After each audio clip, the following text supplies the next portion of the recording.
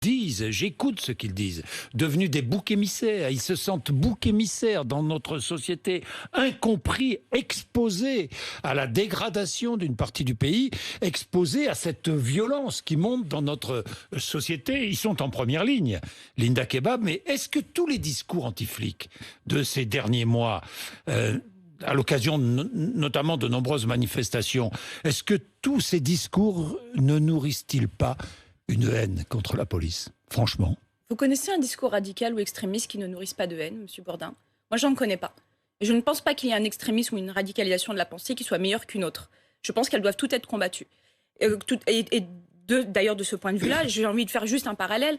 On est quand même dans un pays qui s'offusque que des policiers qui travaillent dans des locaux extrêmement exigus, sales, parfois bourrés d'amiante, qui se contaminent entre eux, dansent la Macarena. Enfin, on est quand même dans ce pays-là où on a eu quand même des ouvertures de JT sur des policiers qui dansaient la Macarena alors qu'on sait pertinemment qu'ils se contaminent de toute manière parce qu'ils travaillent dans des conditions juste exécrables qui ne leur permettent même pas de maintenir une distanciation sociale raisonnable.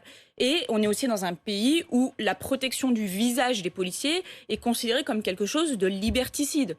On est aussi dans un pays où chaque acte du policier est scruté, alors que la démocratie contrôle l'action de la police, c'est tout à fait normal, c'est légitime, c'est nécessaire. Néanmoins, que l'on estime que chaque acte du policier doit être remis en question, pas réfléchi, remis en question, décontextualisé, avec une grande liberté, une grande ouverture sur la liberté d'expression qui permet de dire que, la police assassine, il y a même des associations qui portent ce nom sans qu'aucun ministre n'ait un jour décidé qu'il fallait déposer plainte pour diffamation. Vous pouvez à longueur de journée crier que tout le monde déteste la police, qu'elle est l'alpha et l'oméga des maux de la société, que nous sommes violents. Je reprends encore cette expression juste nauséabonde de violence policière qui donnerait le sentiment que nous sommes prédisposés à être des violents illégitimes. Et donc, du coup, à force, vous mettez dans l'esprit de certaines personnes l'idée que la police doit être complètement annihilée, et notamment ses agents.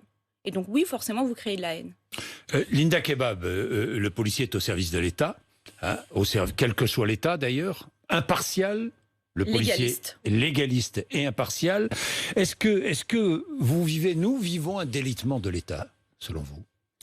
Vous savez, l'État fort, en tout cas dans ce schéma républicain qui est très particulier à notre pays, cet État fort qui doit s'exprimer partout sur l'ensemble des territoires de la République, territoires qui ne doivent pas être abandonnés, aujourd'hui le sont. Il y a un délitement de l'État sur beaucoup de pans, en fait, alors, de la naissance à la mort. Je vais être, parce que votre témoignage est fort, c'est la raison pour laquelle je suis content de vous recevoir ce matin, parce qu'il faut entendre ce que nous disent les policiers qui sont sur le terrain, au contact du terrain.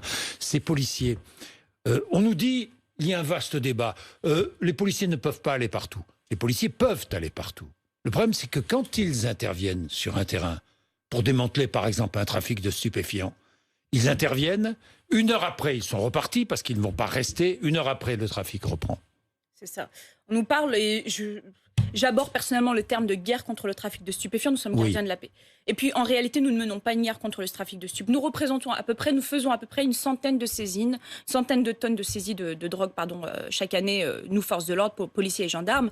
Mais on sait qu'il y a 500 tonnes qui sont consommées chaque année en France. En réalité, la lutte contre le stupéfiant... Montant du trafic, 3 milliards d'euros. C'est ça, le trafic de stupéfiants, en réalité, son fondement se trouve en dehors de nos frontières. La France n'est pas un pays producteur ou fabricant de produits stupéfiants, on le sait. Et donc, si vraiment on veut éradiquer la drogue et le stupéfiant en France et tous les maux que cela génère, et dans ces cas-là, il faut prendre le problème à la racine. Et c'est pas en demandant aux policiers, alors je vais reprendre ce langage guerrier que le ministre a utilisé. Nous sommes simplement des fantassins sur le terrain. Nous interpellons des trafiquants de stupes, mais les généraux les relâchent ou en tout cas mettent en place un système judiciaire et pénal qui permette de les relâcher. Je vais y revenir avec les mesures qui renforcent tout de même. Surtout, juste un dernier point. Allez-y. On n'a pas de politique internationale sur le trafic de stupes et on n'est pas allé taper du poing sur la table auprès des pays dont on sait que leur business repose notamment dans le Maroc et certains pays d'Amérique latine, dont l'économie repose sur le stupéfiant, et on ne va pas taper du poing sur la table. Et on va demander aux fantassins que sont les policiers d'aller risquer leur vie, voire même de mourir, juste pour aller lutter contre une gangrène contre laquelle on ne peut rien faire.